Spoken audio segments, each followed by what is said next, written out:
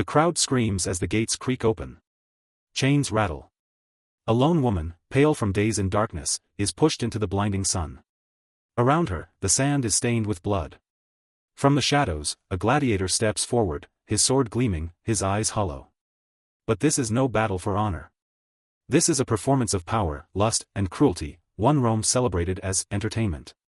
Ancient Rome, the empire that built aqueducts, ruled continents, and yet, found joy in human suffering.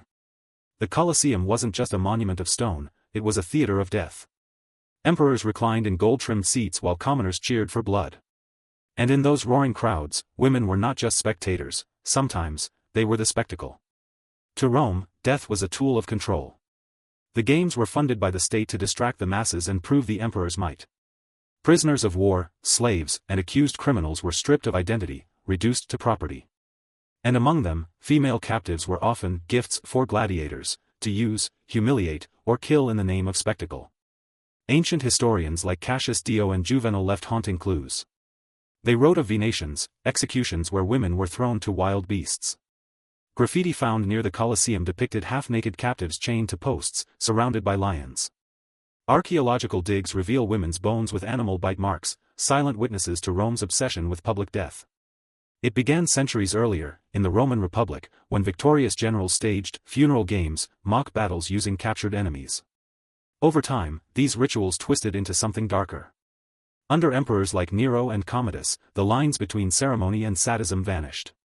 Women were dragged from conquered lands, paraded as spoils, and condemned to die for the amusement of thousands.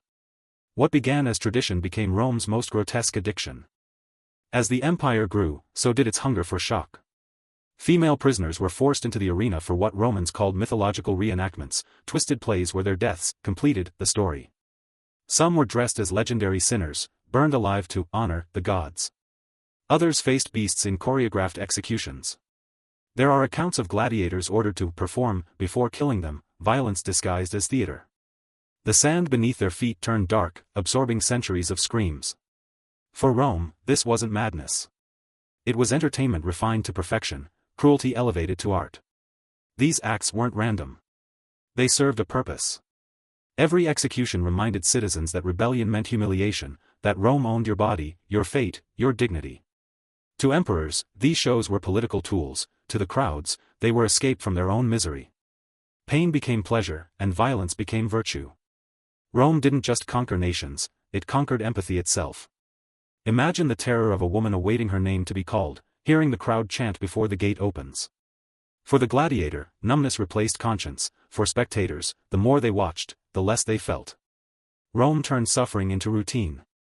Some historians believe these games reshaped the Roman psyche, conditioning generations to see death as performance, and mercy as weakness. When the Colosseum finally fell silent, its legacy didn't. Rome's fascination with dominance and spectacle bled into later empires, inspiring centuries of public punishments and executions. The names of the women are gone, erased from history, but their silence lingers in every stone. A civilization that built wonders also built nightmares. The crowd is gone.